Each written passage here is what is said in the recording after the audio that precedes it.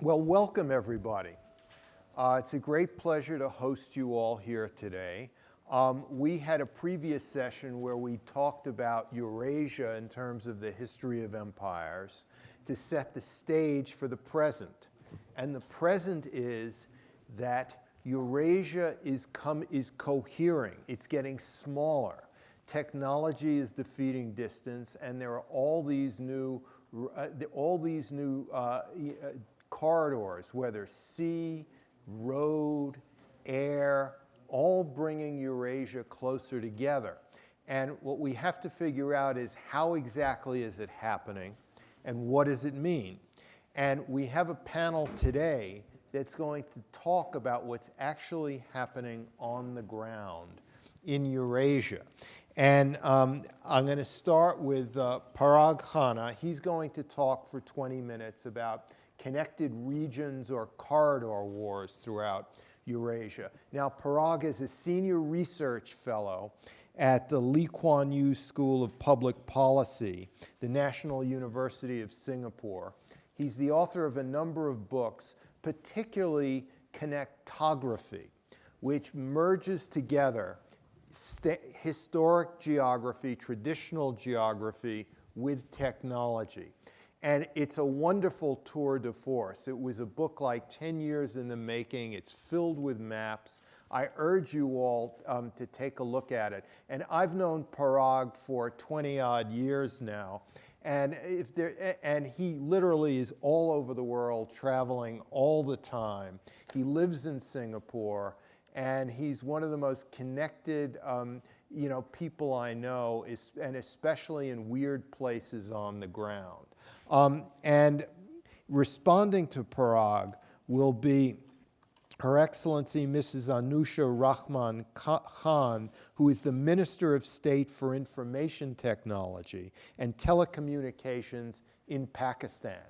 And she'll be talking about the human dimension of all these corridors, particularly the corridor that is envisioned to connect Western China south all the way through Pakistan to the Indian Ocean.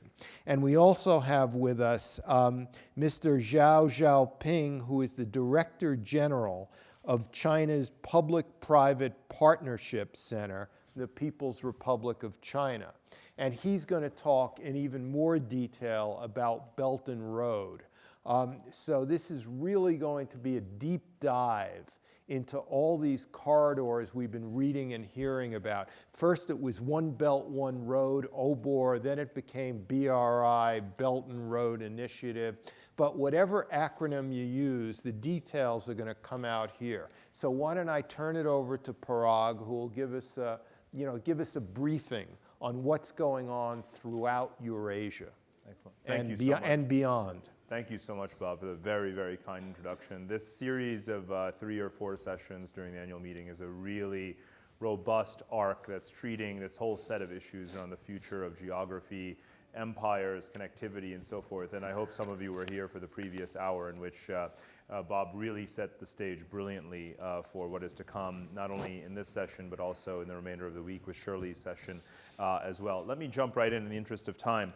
I want to show maps. I want to begin with maps of global infrastructural connections as a point of departure for this conversation, because it really shows how connectivity challenges the conventional wisdom and how we understand geopolitics. I want to emphasize here that connectivity is a very physical thing. We hear the word connectivity, and very often we hold up our mobile phones and we say, look, it's wireless, right? But actually all connectivity is underpinned by physical infrastructures, and they generally fall into these 3 categories: transportation, energy, and communications. And this little image on the right really is an actual map of all of the world's highways and railways, all of the oil and gas pipelines, and all of the fiber optic internet cables, and showing just how rapidly all geographies are getting more physically connected. And what that shows you is, what it leads to is a discussion of how this connectivity transforms economic, demographic, and of course geopolitical ties. Now together these connected infrastructures, they constitute the physical foundation of globalization. You cannot talk about globalization without recognizing the role that these infrastructures play. But very importantly for this discussion, they show us the pathways by which influence is projected in the 21st century. And without mapping that, we can't appreciate how it's playing out. Thirdly, they show us the lucrative assets over which we compete, because this infrastructure is very, very valuable. Now let me move on. There are three lenses that we can use to understand the world. My argument is that we can really use all three kinds of maps together. And in fact, only by layering these three different kinds of maps can we truly appreciate the complexity in the world today. The first and most obvious is natural geography, which is a very valid way, of course, to understand the rise and fall of empires, the constraints and the bounty of natural resources, and some of the historical competition that's taken place. But it's not sufficient to explain how great power politics operates today. The most conventional maps that we're all accustomed to seeing are those in the middle, political geography. In many ways, these are the most arbitrary kinds of lines on the map, if you will, because of course they're changing all the time, they're highly contested and conflicted, they're not held nearly as sacred in many ways as natural geography is. And yet so often, or rather these are really, it's the dominant kind of map that we use. And so we see those maps, it hangs in our walls, in our classrooms, and we tend to think of it as the most logical and sort of, unchangeable a way of viewing geography. My contention is that functional geography, what you see on the right there, are becoming the most important lines on the map. And what's important is that they are built on top of political geography, they transcend political geography, and they're built despite the constraints of natural geography. So when Bob said at the beginning that the world is becoming more claustrophobic, technology is triumphing over distance, that is really a testament to what we are consciously building today.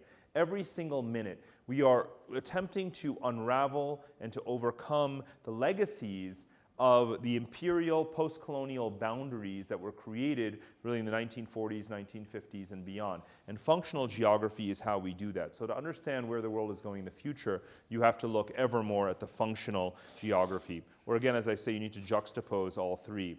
So what I want to do in this layering is to explain how countries, which kinds of countries or which countries have the most intense relations with each other, how the uneven distribution of resources can be overcome through infrastructure, and how regions of the world are getting more connected, and how those regions are becoming the real building blocks of the future world order.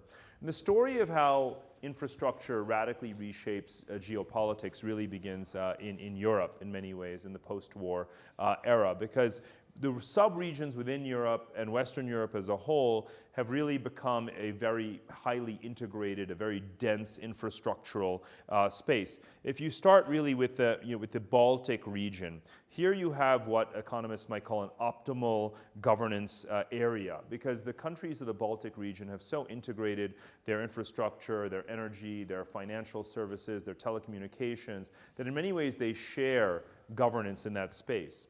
That's the most evolved within Europe. But more broadly, you can see that for all of the fissures and cracks and populism and backlash and concerns that we have about fragmentation within the European Union, a lot of those warnings have not come to pass. The Eurozone, for example, is another functional area of integration in Europe that has demonstrated that it is an egg that cannot be unscrambled. The same is true for Europe's energy markets. This is a map showing you the Western European, in particular, oil and gas grid. You can see the existing oil and gas pipelines and also those that are planned into the future. And it's interesting because if you think back just a few years with the Fukushima nuclear disaster, Germany's response was to declare that it was going to phase out nuclear power and go non-nuclear, go beyond nuclear also with its heavy investments into alternative and renewable sources of energy. But it does, in fact, today import nuclear power from France. So we're reminded that no European country has such autarky in energy that it can simply phase out a technology. It's deeply connected to others through this grid. If you didn't map out the energy grid, you wouldn't be able to explain that phenomenon. Also, what's very important is by looking at the connectivity between Europe and the Arctic region in terms of gas developments.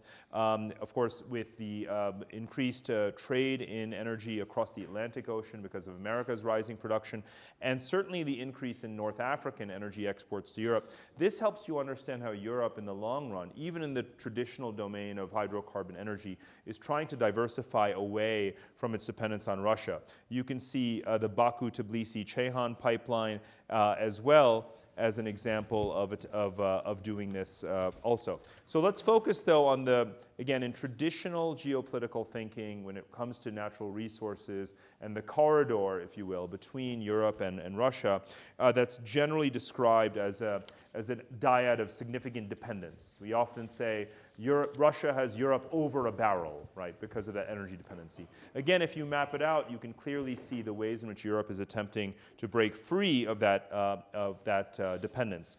Now, the critical country on this map is Ukraine, right? Because when you look at the Ukraine situation, clearly that's where Russia is using connectivity as a geopolitical weapon. It's able to switch on and off its gas exports to and through Ukraine. But when you map out the full set of energy corridors, you can see here the Nord Stream pipeline system. And Nord Stream 2, as many of you know, is a controversial project that's not yet been fully ratified and completed. But if it is, it will provide another way for gas to be exported directly from Russia to Germany. So Russia is looking for ways to have gas exported to its largest market, Europe as a whole and Germany in particular, while potentially cutting off flows through Ukraine. But when you map out the full network, what you see is that Germany is actually able to take Russian gas and conduct what are called reverse flows, sending that gas back through Poland to Ukraine. So on the one hand, Russia wants to use energy as a weapon to undermine the sort of energy sovereignty and security of Ukraine. On the other hand, it's robustly trying to export more gas to Western Europe, which then just turns around and sends it to Ukraine. That is an example of the complexity that is introduced into a bilateral geopolitical calculus when you start to look at the world through the lens of this functional geography. Now, of course, there's other aspects of the conflict which are more traditional. So Crimea, for example, which many people think of as sort of a land grab. There's Crimea right there. Here, it gets into what I call the difference between inclusive and exclusive mapping through infrastructure. Now, the expansion, the consolidation of the European Union, the ways in which infrastructure, whether it's the transportation or the energy networks, have helped Europe to consolidate, that's inclusive remapping, right? We're using infrastructure to expand the European family, if you will. Exclusive remapping is what Russia did to Ukraine. What Russia did was to lay landmines here along this corridor, the narrow isthmus that connects Ukraine to Crimea. And right here where that green dot is called the Strait of Kerch, right? It's about 2 kilometers wide. And ever since the Soviet Union, there have been pledges to bridge this connection between Russia and Crimea, to which it was never physically connected other than through Ukraine. And now Russia is completing that bridge. So what Russia has done is to physically amputate Crimea from Ukraine in some way and to build its own connection to it. So infrastructure clearly is not just about the positive ways in which we can share resources. It can also be a tool of advancing a geopolitical agenda. Now let me pivot westward a little bit to this greater Asian space. It covers really everything from the Arabian Peninsula all the way to Japan. And here, this goes back to the point I was making earlier about how you need 3 layers of geography to understand any particular country or empire situation. Let's take China. If you look at China strictly from the lens of natural geography, you would argue that, well, China is really constrained by the fertile Yangtze and Yellow River Delta or plains of those 2 major rivers, and that is where the demographic base of China really lies. And of course, it's hemmed in by the Himalayan plateau, the Tibetan plateau, the Himalayan mountains and the Tibetan plateau, and of course, the forbidding Taklamakan and Gobi deserts. And so China is really constrained if you think of it in terms of natural geography. If you look at a map of political geography, you would note that China has more neighbors, more sovereign neighbors than any country in the world. and is therefore constrained by the limitations of modern boundaries such as they are. And of course, also some of its neighbors are Muslim Turkic countries, and it's historically not had the most comfortable relations with them. And yet, if you now add in the layer of functional geography, this Belt and Road infrastructure, you're able to see how that functional geography is used by China to overcome both the traditional constraints of natural geography as well as political geography. So this is where we get into the discussion about how infrastructure becomes a tool of grand strategy, and we can look at what China is doing in several specific sub-regions to understand that. We can look at Central Asia, Afghanistan and Pakistan, and Iran and the Arab countries. Now, I mentioned that China has more neighbors than any other. It's something, of course, that China is keenly aware of.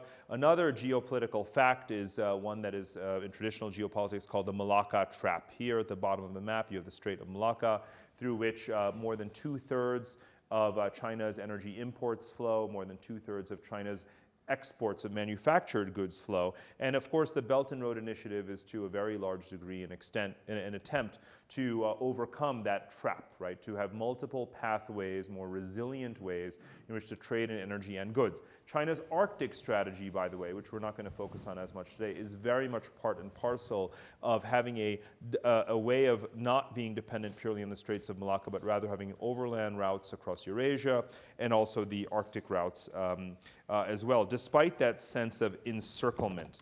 Now, the Belt and Road is not the beginning of China's efforts or of Asia's efforts to use infrastructure to reconnect and to overcome colonial and post-Soviet boundaries. International institutions like the International Finance Corporation, the European Bank for Reconstruction and Development, the Asian Development Bank have been doing lots of infrastructure projects across Eurasia for decades, actually.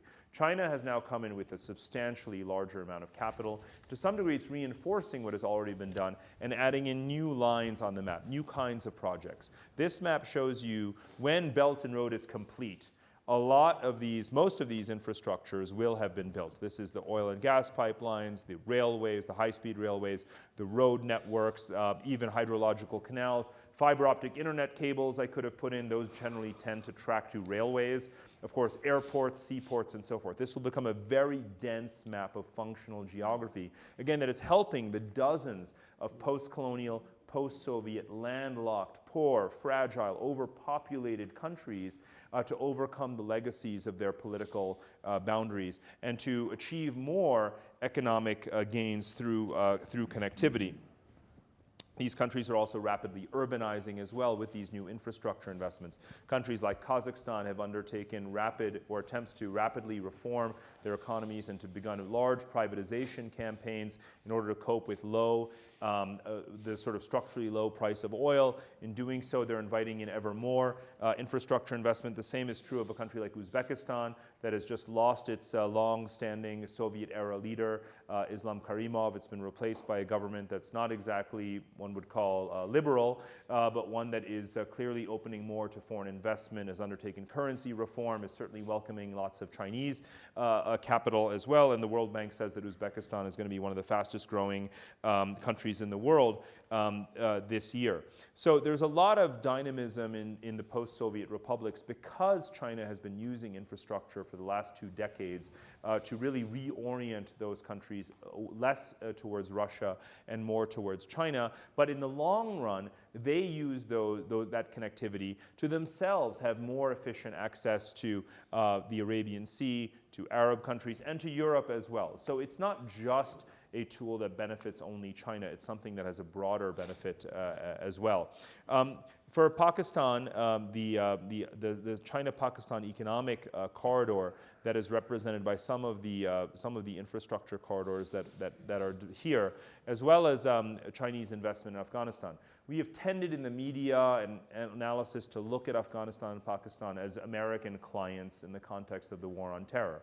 But even as that was the overwhelming focus over the last 17 years, very quietly, China became the largest foreign investor in both of those countries, Afghanistan and Pakistan, and in doing so has really set the stage to really reorient their foreign policies as well. Both of those countries have become observers in the Shanghai Cooperation Organization, certainly soon to become members. Cpec is getting a lot of attention, a $60 billion set of infrastructure projects that will help to modernize the industries of Pakistan, to build, again, new transportation linkages all the way to the port of Gwadar, mapped right there on the Arabian Sea.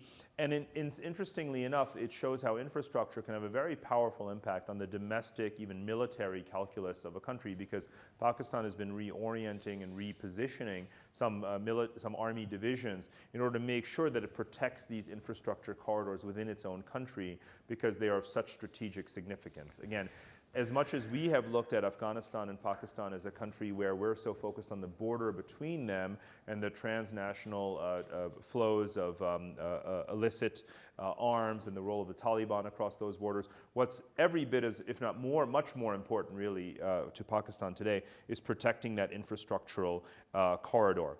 Iran, which if you were in the previous session, Bob mentioned, rightly so, is for China very, very important as really a country on the along these new corridors. Really, geographically speaking, geographically speaking, only one country separates China and Iran, and that is, of course, Afghanistan. And so given the size of the Iranian market, China has already been able to, despite whatever multilateral sanctions the US has attempted to lead in constraining Iranian access to markets and so forth, China has done a tremendous number of infrastructure investments there. Freight rails have been arriving sometimes 2 or 3 per week into Iran in recent months. So it's an example of really how connectivity is overcoming the traditional geopolitical tools of sanctions, and that I fully expect those corridors to continue to be built. It's very, very much in the bilateral interest and in the strategic priority of both China and Pakistan to pursue them. Let me move on just quickly to Southeast Asia, because again, a lot of people look at the map of Southeast Asia and they see attempts, they think about it in terms of client states to China, particularly some of the smaller countries like Laos and Cambodia. And indeed, these are countries that have taken on very large debt as they have become recipients of Chinese infrastructure investment. A country like Laos, for example, that is building or allowing China to build a railway from southern China originating in Kunming here through Laos to connect to through Vientiane to Bangkok and then down through Kuala Lumpur to Singapore. The value of that rail project is larger than the GDP of Laos. Right? So the economies of these countries are being very shifted and reoriented towards China. But again, this is a case where there was a lot of infrastructure investment going on in Southeast Asia prior to these new Chinese projects. And a lot of people view the competition to use infrastructure as a way of gaining influence as something that can be predicted in a linear way. So if China, for example, leads the investments in the Sittwe port of Myanmar, then that confers a certain long-term geopolitical gain for Japan. And India is cooperating with Japan, for example, on that port. Whereas the activities of China here in developing the Kyaukphu port leads people to believe that, in that sense, that corridor is a purely Chinese corridor. That's not really how, in even the medium or long-term, infrastructural geopolitics plays out. What you have is that a situation where these countries are very much elevated. They use these infrastructures as a platform to modernize their economies, to transform them, to develop their populations, and then, very crucially, to gain more confidence diplomatically, to become investment-grade economies and invite in others that may not have been there before. And that's what we'll see happening more and more in Afghanistan, in Pakistan, and Myanmar. These countries have not been, they've been almost no-go zones for investors. But as their infrastructure modernizes, they become places that are more attractive. And so we cannot predict in a linear way that China's growing presence in the region through infrastructure is going to make these countries client states. Instead, that it's going to be a platform for modernization. So final, just points to wrap up. Connected, we had a question mark in the opening slide to provoke. Is it connected regions or corridor wars? The answer is not surprisingly, both. Connectivity really is a cause of complexity. This connectivity creates very rapid feedback loops, and therefore we can't really predict in a linear way what the geopolitical outcome will be of this. But again, it is a tool of advancing interests for sure, the way China is doing, but it's also a platform for modernization that helps these countries diversify their relationships. So let me stop right there and look forward to it. That was absolutely fascinating. I have a whole bunch of questions that we'll get into later, I think. Just one point I'd like to make is that 10 years ago, people were predicting disaster for Central Asia, that these countries would crack up, et cetera. None of them have. In fact, they've been strengthening their institutions. Exactly. And it's a lot due to these corridors being built mainly by China. Exactly. All right, you talked about the macro picture. Anusha is going to talk about a smaller part of Belt and Road, the part that goes from Kashgar in western China south all the way through Pakistan to Gwadar port on the Arabian Sea, the Indian Ocean, which is right near the entrance to the Persian Gulf. So why don't you get started? Thank you very much. I won't be responding to Mr. Khanna's presentation as such because he's giving out a whole outline of the entire world. But what certainly I think is a question of interest for me to see that there is somebody, a researcher, who is looking and differentiating between the development that the infrastructure in the form of roads and transportation, etc., has some power element in it or not. It's an interesting probably study from his perspective, but when I look at it, when I look at road infrastructure, when I look at development, when I look at transportation, when I look at energy projects, when I look at employment opportunities for millions and millions of people, for me this is something that touches a human life. These are the parts of Pakistan, for example, if I would be very specific, which are largely underdeveloped. And they're unconnected parts. They're parts where populations are probably not even have had the opportunity to have a mobile phone. There are populations where people have to walk kilometers and kilometers for water. There are populations where people may not have even electricity. And now here is an initiative coming from our friendly country, China, who believes that the development has to be in the entire region. And if the development is coming to China, there is every right for the neighboring countries to develop at the same time.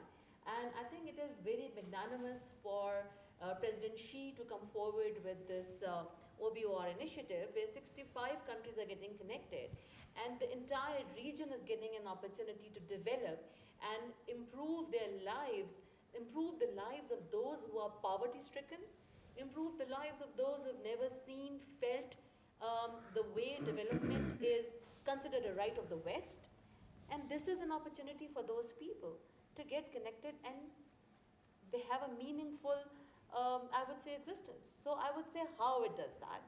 For example, just the Cpec portion, which brings Gwadar, it establishes Gwadar as a developed city. And if you see what Gwadar was just 3 years ago, and if you go on Gwadar any social media platform and you click there, you will see that the airport, the terminals that will be carrying oil transportation facility, the road infrastructure, everything is emerging that seaport into the next future port for trade for Pakistan. But that this trade is not just for Pakistan, because it is going up all the way to China and Eastern European countries and connecting the unconnected. I think at the heart of these projects is connecting the unconnected, whether you are connecting through transportation system, through railway, through ICT infrastructure, putting the optic fiber cable, or you are making the entire population enriched and connected and giving them employment opportunity. The expectation is that about 2.5 to 3 million people will get employment opportunity just on these tracks. The investment, the sheer investment that Pakistan is getting, about $62 billion roughly, that could be $1 billion here and there. About 11,000 megawatts of electricity is being already added to the grid. What we are seeing is, how I look at it, is it a geographical linkage? It is giving access to people from top to bottom. And how I look at it is that they will be enhancing their their connectivity, and there will be a cultural, a regional connectivity. There will be a sharing from people to people. Contact would be improved. And how I look at it, that there's a high volume of trade and business between this entire CPEC route and above. And there is because you have a shared destiny. And we need more harmony and peace in the region. We have fought enough. Enough war has been fought in the name of war on terror. People need to live now instead of dying. And if life is an answer to why we were all there, death certainly is something we would not want to see more in that region. And this war on terror, the only answer is giving them prosperity, giving them opportunities, giving the people a reason to live. And this life is going to come from opportunities, which all these corridors connect. And I have to give credit to China for steering these projects. It is in the east, in the west, in the north, in the south, 65 countries getting connected. And we have to appreciate the very fact that this is a future, which future we all want for our children. We want a peaceful existence.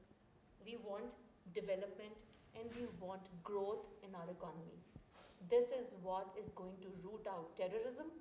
This is what is going to root out the core issue that Khanna just highlighted in a very subtle way, but we all know that the shared destiny is peace.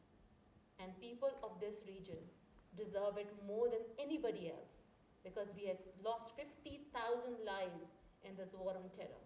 And we don't want to lose a single person anymore fighting the war of others. We don't want to do that.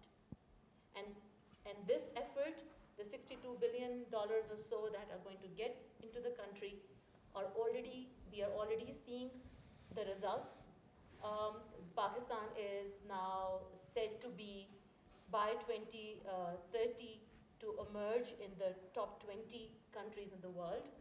Pakistan is seen as a country which is the next blue-eyed country of the world. And some of the things that I read about Pakistan in the last 3 years under Prime Minister Nawaz Sharif, the ex-Prime Minister Nawaz Sharif's government, what we've seen, and it's very interesting, that the figures that Pakistan is now giving to the world in terms of growth, we have gone over 5.5%. We were less than 3% just 4 years ago. And the growth trajectory is essentially, the Cpec has a very large share in it. But overall, we have gone out of IMF. We've got, the energy was a major issue for us. 11,000 megawatts got added to the energy. Then we have, like for example, I'm the telecom minister, and I can share with you some telecom figures that we have about 20,000 young people graduating every year in just the information technology sector. We have 60% population is youth. We're connecting the unconnected. Just in the telecom sector, we have pumped in $400 million in the last 3 years. By December 2018, all the 100 population villages will be connected with 3G. This is what we've done through the policy frameworks and using the universal service funding on that.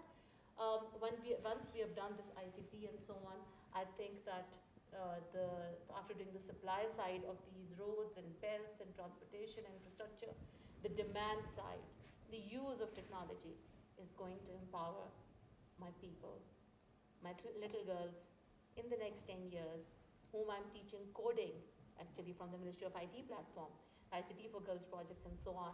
All these young girls in the millions are going to change the fate and the destiny of this entire region.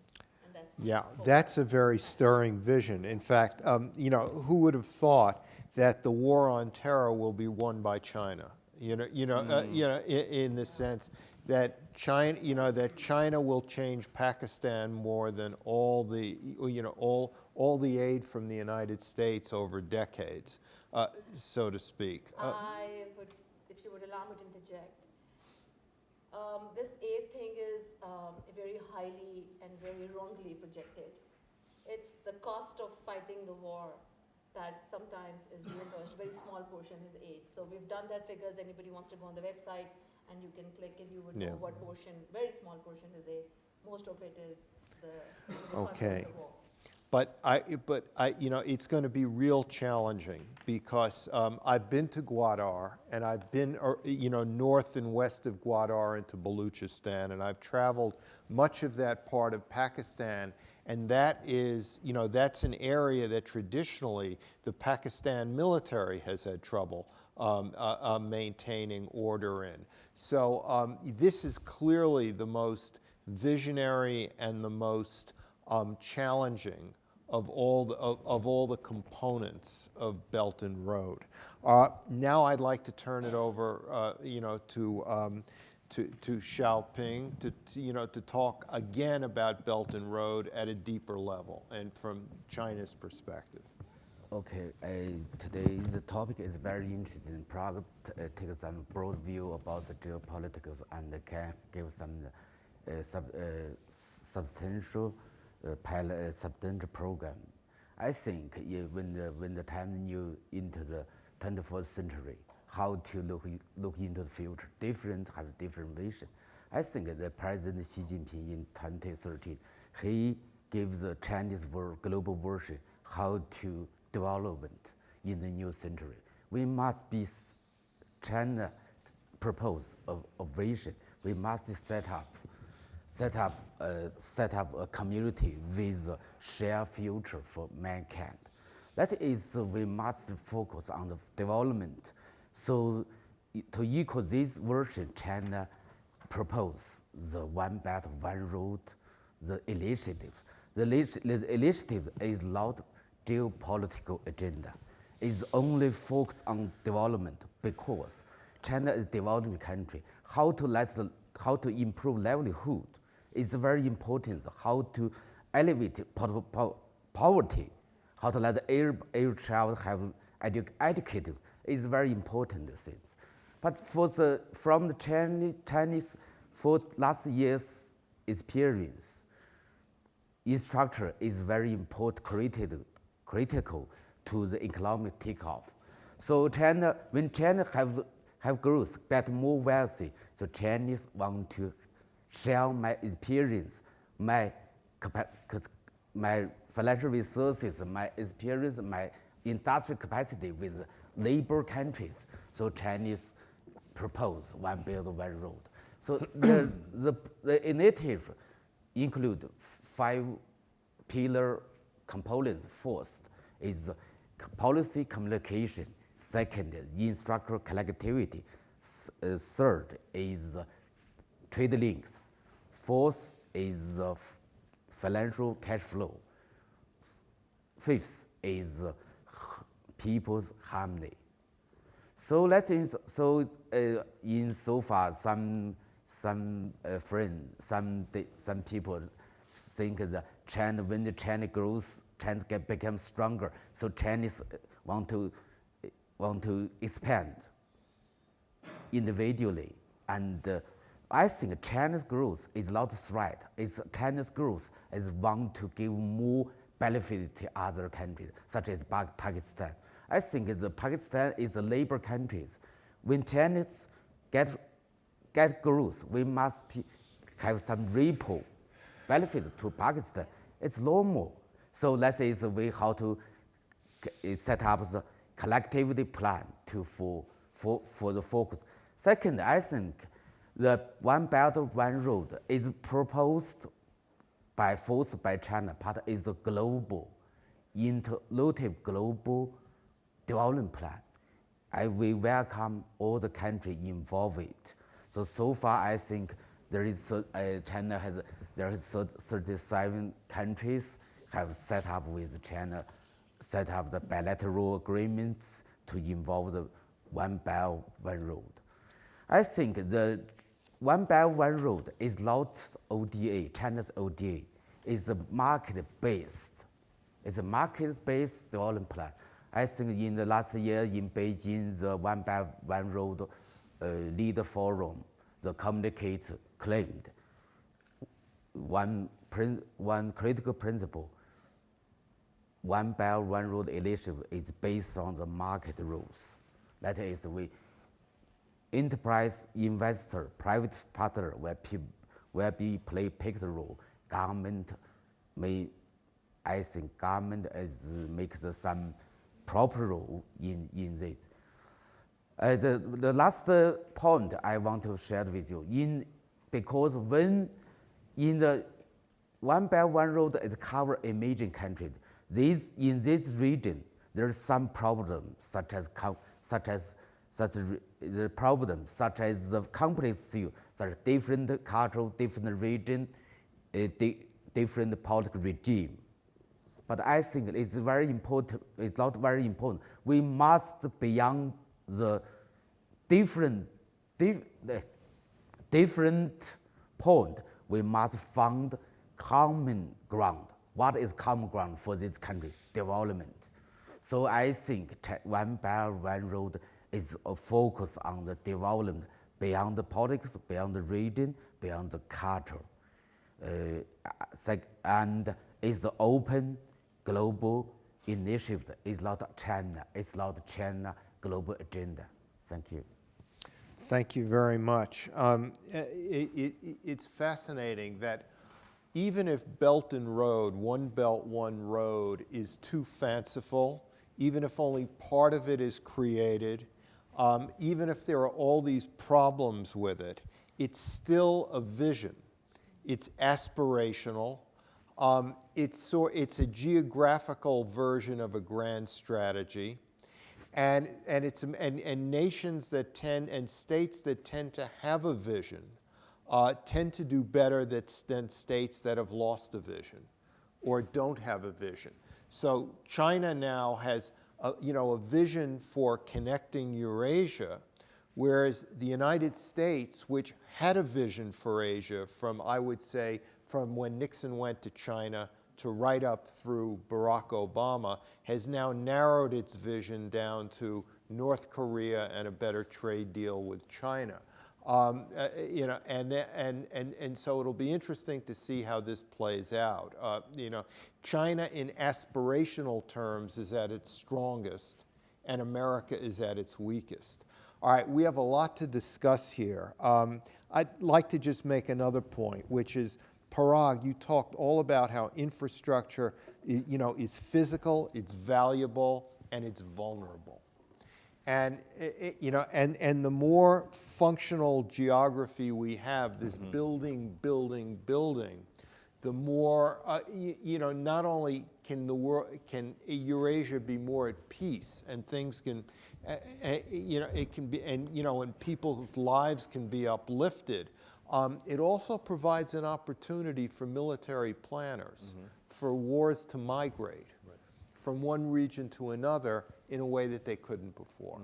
All right, we've got a lot of time for questions. We've got 18 minutes left.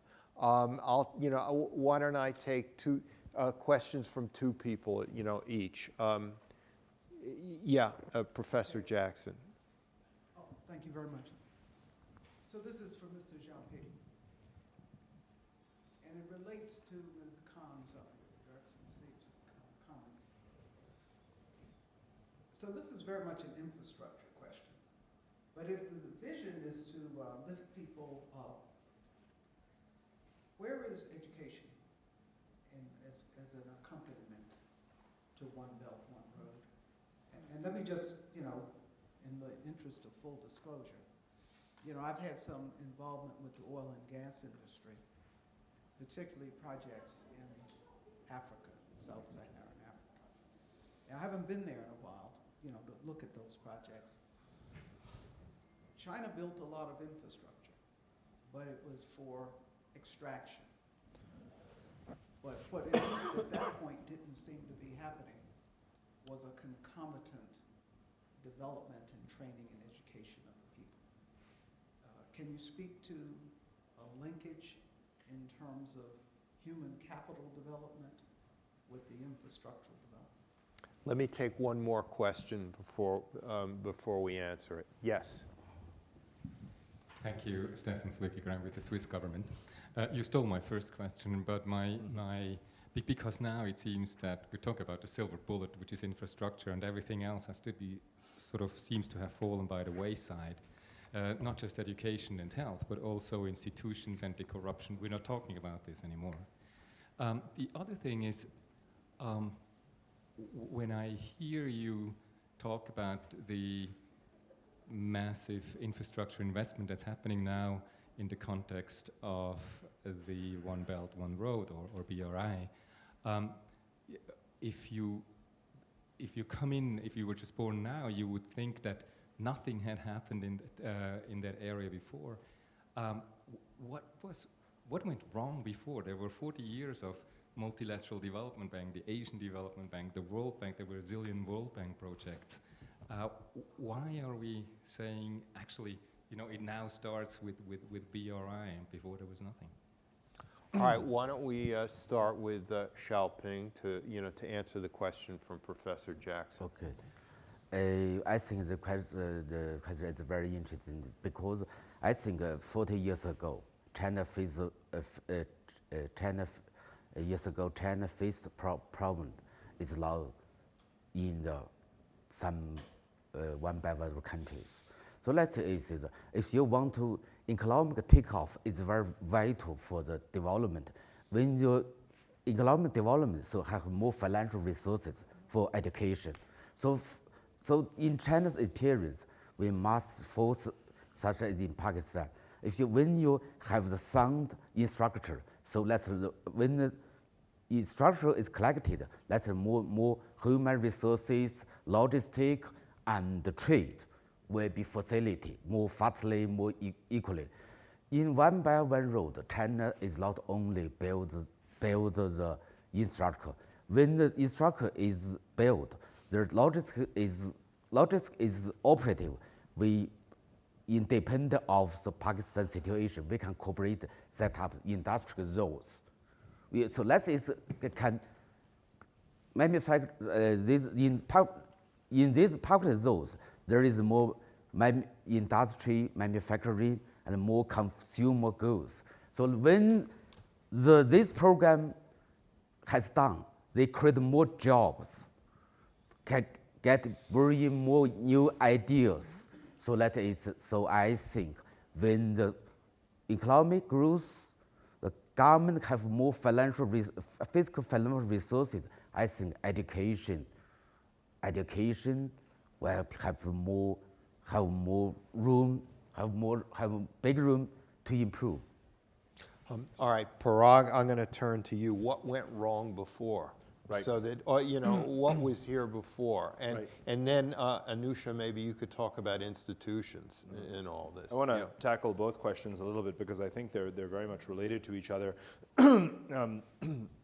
Mr. Xiaoping is absolutely correct that if you look at the history of countries developing special economic zones as industrial corridors come up and as infrastructure is built, that creates local ecosystems of new kinds of suppliers, creates local jobs. Eventually, these indigenous entities become competitors, right? That's the whole story of countries like Mauritius. It's really the story of how Shenzhen began as China's first special economic zone and what it's risen to what it's become today, and that creates the fiscal resources to invest in social welfare and other kinds of public goods.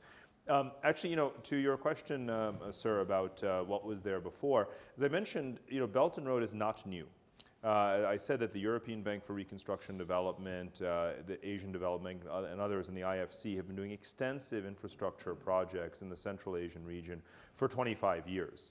It's just that China has come along and increased the scale, right, of the volume of the investment, the pace at which it's going on. There is, though, a very important point that you're raising. And it goes to the fact that if you want to properly understand the reason, the motivations more broadly for why such a huge volume of infrastructure investment is necessary in many of these post-colonial societies, it does go back to the 1960s when the World Bank massively reduced its support for extractive industries and for infrastructure projects in the colonial and post-colonial world.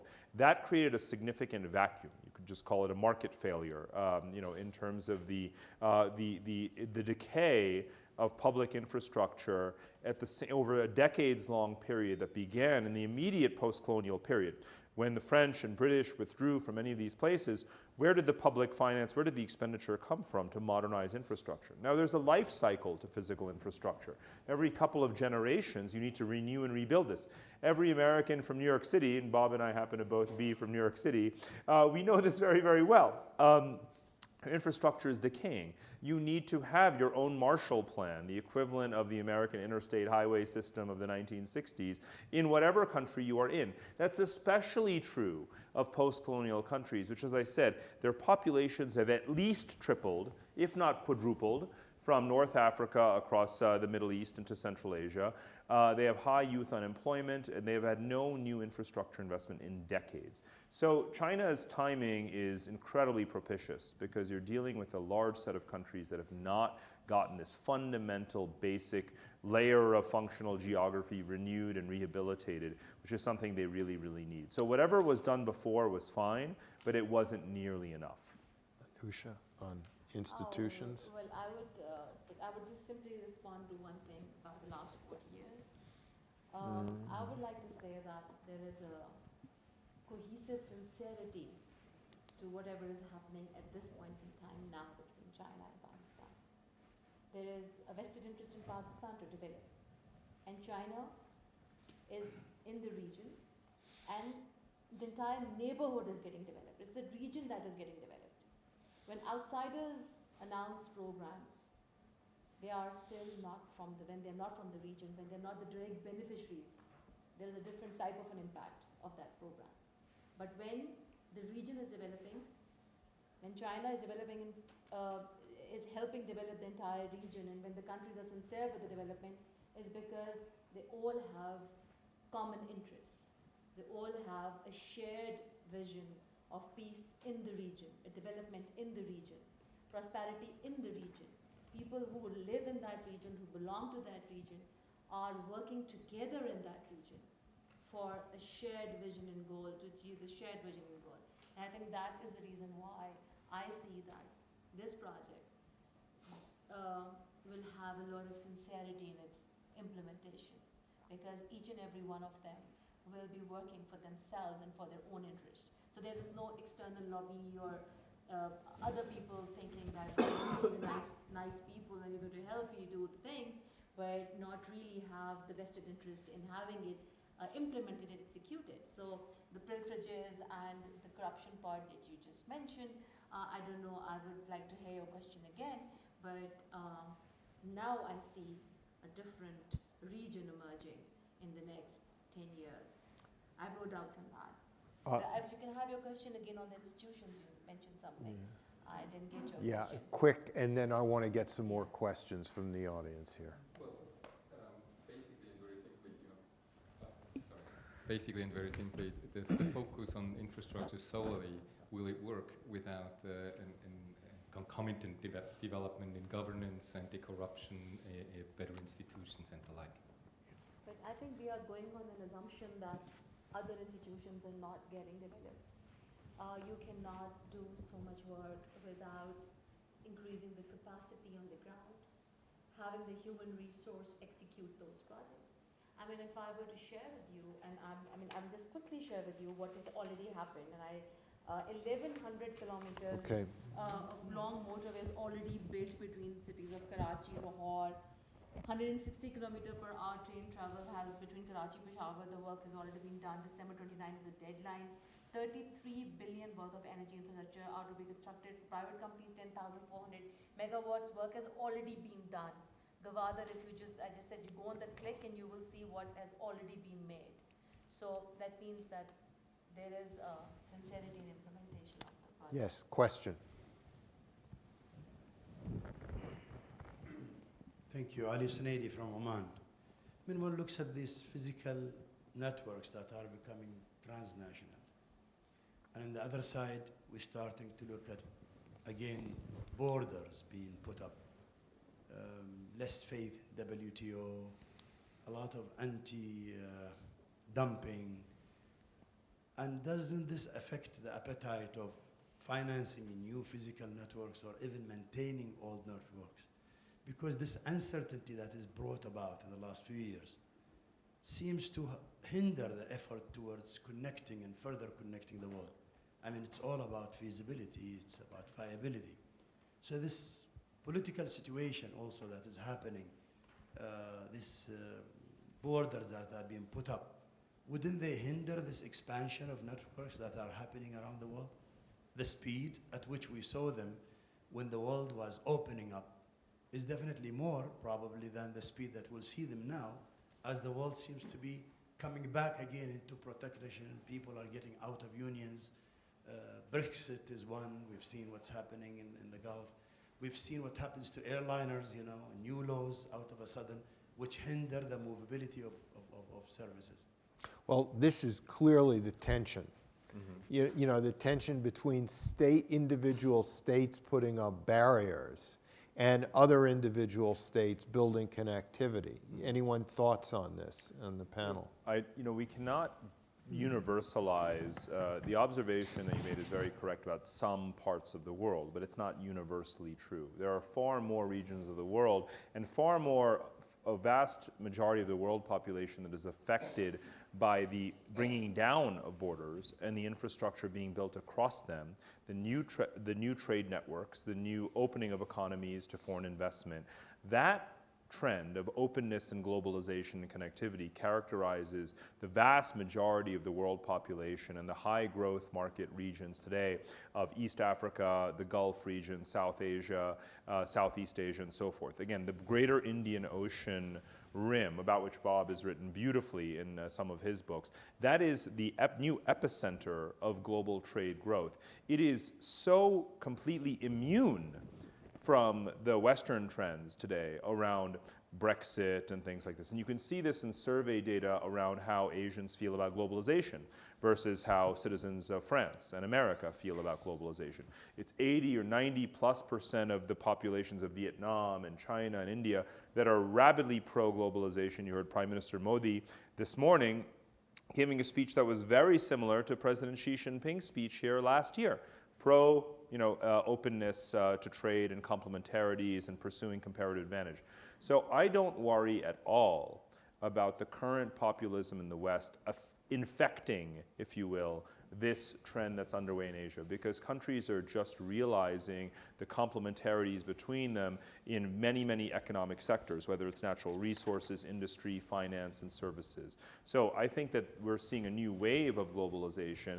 Maybe right now it's most dense in that part of the map that we were looking at today, because they have the most to gain. Underdeveloped economies are going to grow the fastest. You can correlate very easily over time investments in fixed capital formation, infrastructure, and what that does to growth rates. And as those economies grow, they of course want to be more open. They want to import more. They want to attract more capital. So there is an absolutely self-fulfilling prophecy around some of this that applies again to the majority of the world population that we're only at the early phases of seeing unfold.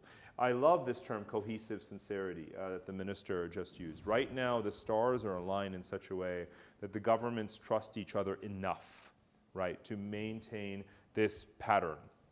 There could be any number of scenarios, and we should talk about them. That's why corridor wars is an important part of the phrasing of this session. There are certainly scenarios where that trust could be broken, where those bonds are reversed, where borders go back up, where railway lines may be terminated, where oil and gas flows could be cut off, where infrastructure could be used as a tool of conquest to drive tanks across borders. Any one of those things could happen. But are they really going to be locally specific and ring-fenced, or are they going to derail the whole picture? And in 9 out of 10 scenarios, and even in reality, those kinds of situations do get ring-fenced, because the majority of countries most of the time are seeing the value in remaining open. Yeah, quick comment, and then we're going to have to wrap this up. I would just want to say one thing, that this region is going to get its due share of development, and that time is now. What happens 30 years down the road, let's not get into any conspiracy theories, or let's not get into what's going to happen in different scenarios. When you had the EU come together, then were these type of questions raised or not, is something I will have to go back into history. But what we do see in the region is the dividends of this cohesive sincerity, bringing together an alleviation of a better life for the people. In the telecom sector, I just want to give you one quick example, that in the last 3 years since we did the 3G, 4G, we did it in 2014, we add every month 1 million people on the 3G network. We have come from less than 3% to over 37% people on the broadband in the telecom, and 80% is covered. So the future belongs to those who haven't had it for a long time. On that note, I'd like to thank you all for a really interesting panel, and I really like the point that while we have Western protectionism, we have Asian globalism. And what that points to perhaps is, we had the term a post-American world some years back, a post-Western world. It's taking shape. I'd like to thank all the panelists. Thank you. And now I'd like to turn it over to Parag, who's going to give us a heads up about the third session that's coming. But first, let me thank all the panelists, really.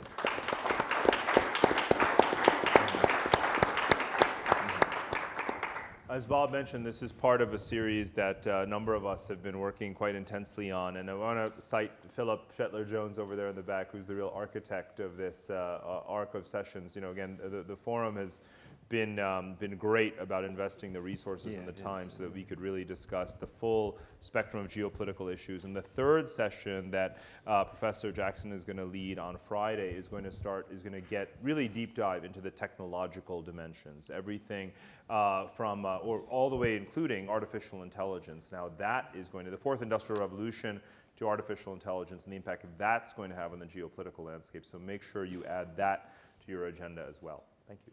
Thank you.